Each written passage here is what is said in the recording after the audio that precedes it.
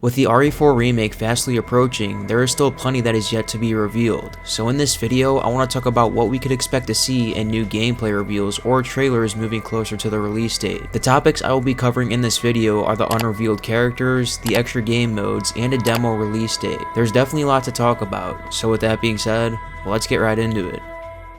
With the most recent RE Showcase livestream, we were able to get our first look at some of the many characters and enemies Leon will meet along his mission. Most of these characters / enemies come from the village area of the game, and a small glimpse was shown for the castle area, which revealed Salazar and his 2 Vertigo guards. But going back to the village area, pretty much every enemy was revealed there except for the Bella sisters. These 2 were an optional boss fight that the player could face if they chose the left path after the cabin fight. Now even though I personally didn't typically take this path to face the sisters, I would really hope that Capcom kept these 2 in the remake, as I feel like they have the potential to be a super terrifying enemy to face. In the gameplay reveals shown for the main village area, we could see some changes to Dr. Salvador, being that he is bigger than the other Ganados and a lot more aggressive when compared to the original. If these traits were implemented into the Bella sisters with the addition of updated graphics, then the left gate area after the cabin could become quite a memorable and terrifying sequence to endure.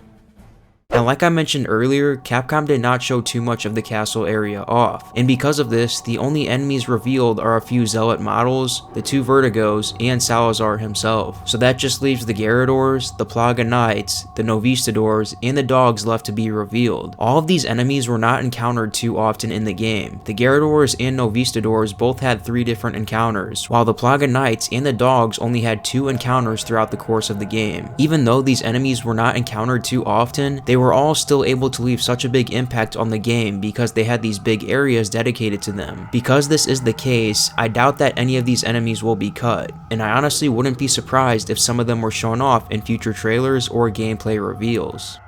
Now from there we move on to the island, which has yet to be revealed. Because it has yet to be revealed, I've seen so many people speculating that they will cut this area. I've even seen some theories of people saying that the island will be replaced with the huge biolab beneath the castle. Now I know I've said it many times before, but I just think there's no way that they're gonna cut the island. The producer himself even confirmed that the RE4 Remake will be around the same length as the original, so I really wouldn't worry too much about it being cut. Now during the island, the player will face military Ganados, a minigun boss named JJ, the Regenerators, Krauser, U3, and Sadler. Now it seems that many people don't care too much for the island, but I really think that Capcom is going to be able to do some neat things for this area in the remake, specifically with the Regenerators. These enemies found a way to be super terrifying on GameCube graphics, so I could only imagine how creepy they will be in the remake. As for Krauser and Sadler, the 2 have already been confirmed to be in the game, so that just leaves the minigun guy and U3. I'm personally very interested to see if they will do anything for the U3 fight. It was such a chilling experience having U3 chase the player around the cages, so I'm really hoping that Capcom will keep that in the remake.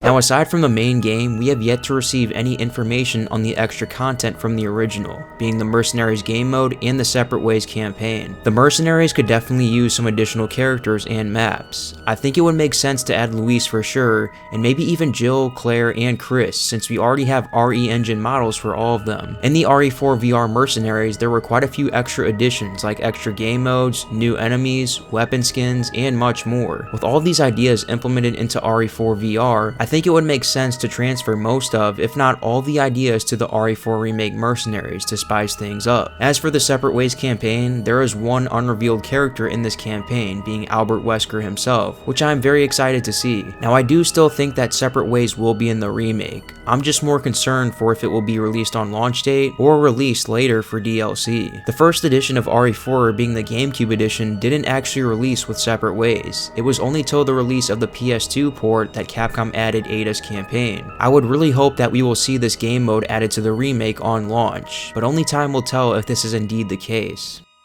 Now lastly, I want to give you guys some of my predictions on when we could potentially get some new reveals for the RE4 Remake. I'm going to be basing my theories off the RE2 Remake since it shares the same development team as the RE4 Remake. The RE2 Remake received a total of 3 trailers leading up to its release: the announcement trailer, the story trailer, and the launch trailer. So far for the RE4 Remake, we got the announcement trailer and the story trailer, so I'm going to assume that we won't get any more trailers until the game launches. As for the RE2 Remake game gameplay, the first reveal was shown on the same day it was announced, showing 5 minutes of Leon wandering around the police station. Following this, there were 3 other gameplay videos revealed that showed gameplay of Ada, Claire, and Leon. Most of this gameplay showed off the police station, however there were some clips of Leon fighting enemies in the sewers area, and clips of Ada exploring the sewers. Just like RE4, Resident Evil 2 had 3 main areas, being the police station, the sewers, and the bio lab. And because gameplay was shown for the sewers area, I do think it is very well possible that we might see a few clips of gameplay for the castle area in the RE4 Remake. Now as for a demo release date, both the RE2 and 3 Remake dropped a demo just a few weeks prior to the game's release, so I would expect RE4 to follow a similar pattern with this. It has already been confirmed by playtesters that the gameplay shown off for the village was actually the demo for RE4, so at this point all we are doing is waiting for Capcom to drop it. The Game Awards is coming up in a few weeks, meaning that there is potential for a new reveal. However, since we literally just got so much revealed for the game, I will personally not be getting my hopes up for this event. I think it's more possible that we will end up getting a second Resident Evil showcase in rather January or February, where they will show off more gameplay and release the RE4 Remake demo for players to try out. And for anyone concerned about limited platforms, the RE2 and 3 Remake demo released on all platforms, meaning it's safe to assume that the RE4 Remake will have the same availability.